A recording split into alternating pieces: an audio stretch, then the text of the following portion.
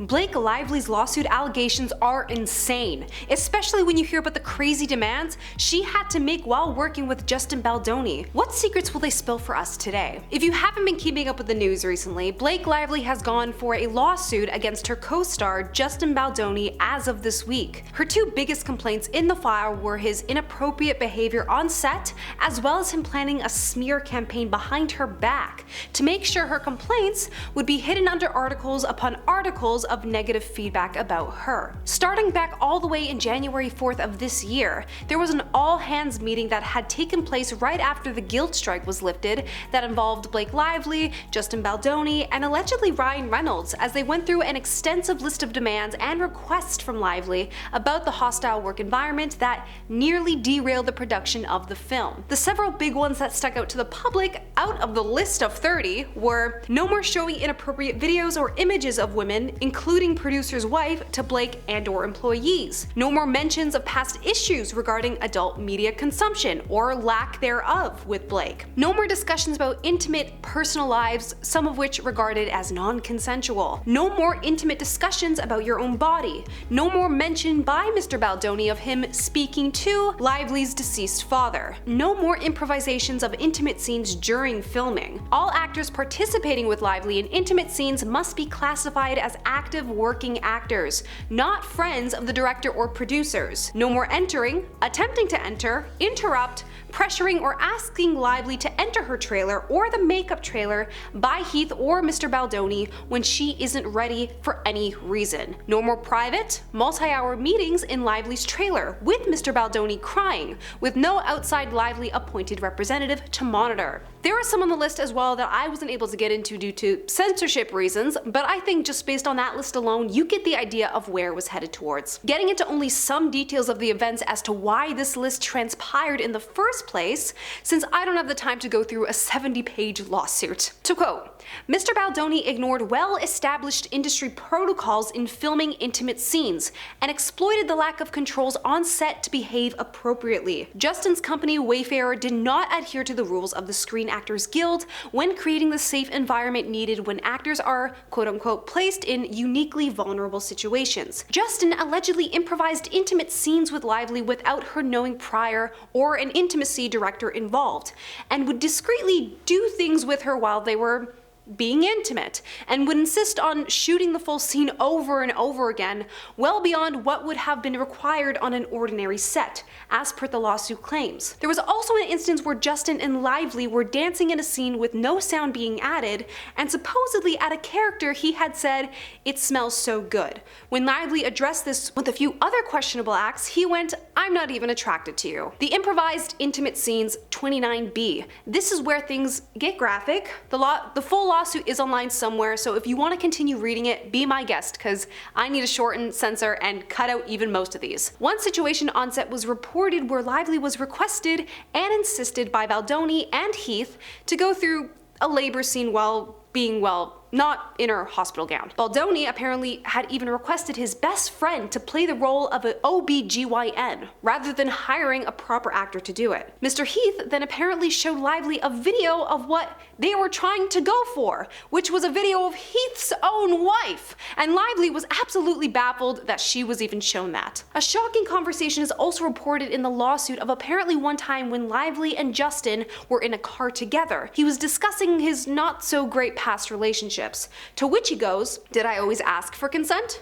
No. Did I always listen when they said no? No." And tried to reason the fact that the relationship was a learning experience for him.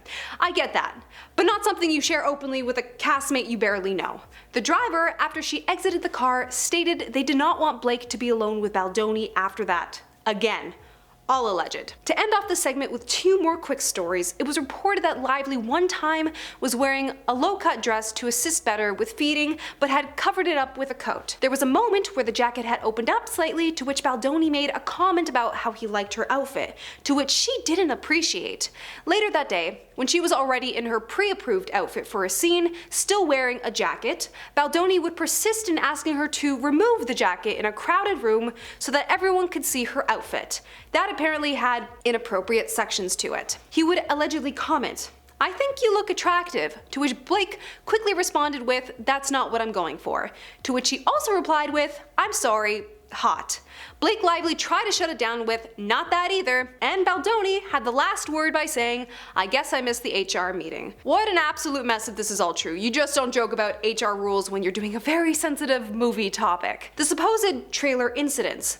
The first one is about Mr. Heath's entry, to which he insisted to go into Blake's makeup trailer when she wasn't ready to see anyone. He threatened with the fact that if he wasn't allowed to do so, no meeting would happen at all. She allowed him in as long as he kept his back towards her and the makeup crew, but had discovered he did not keep his word. Calling him out, Mr. Heath tried to cover it with the fact that he liked to look at people when he was talking to them. Mr. Baldoni and Heath did this again while she was trying to feed her child, when she clearly stated that she would not be disrupted during this time. Amongst the allegations, Blake has been given support by plenty of people throughout this process. The first support I will mention comes from her co-stars from the movie Sisterhood of the Traveling Pants. Actor Amber Tamblyn would post on her Instagram, "As Blake's sisters and friends for over 20 years, we stand with her in solidarity as she fights back against the reported campaign waged to destroy her reputation." Throughout the filming of It Ends With Us, we saw her summon the courage to ask for a safe workplace for herself and colleagues on set, and we were appalled to read the evidence of a premeditated and vindictive effort that ensued to discredit her voice. Even the author of the book, Colleen Hoover, stood with Lively, saying on her X post,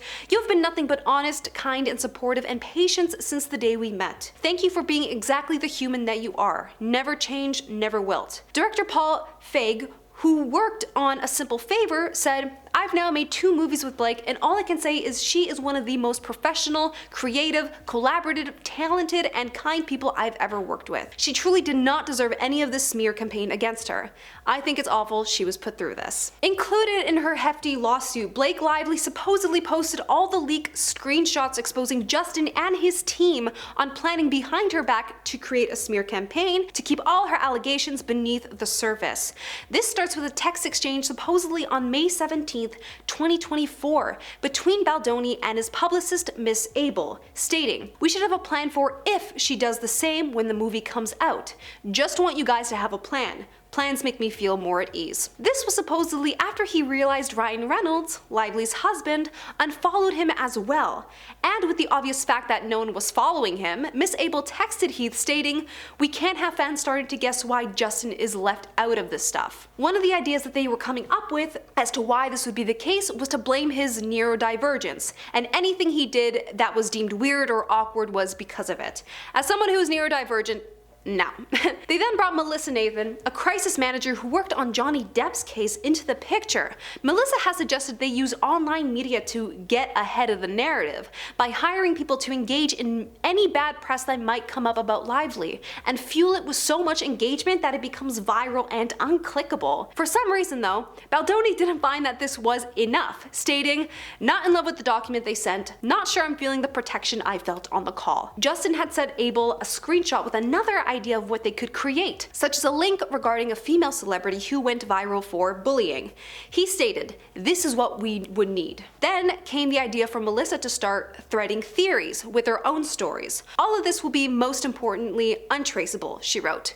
It worked. And a little too well, because no one knows what was fueled or created by them. Miss Nathan would supposedly also leave a very concerning message of, "We survived. All the press is so overwhelming. We confused people. So much mixed messaging. It's actually really funny when you think about it." There is so much in-depth planning around this supposed campaign, and so much of the lawsuit I couldn't get into due to censorship and how long this video would have actually been. You guys gotta read it and deep dive for yourselves about this, and when you do, tell me what you think down below. Be sure to like and subscribe, and I will see you starlets in the next video.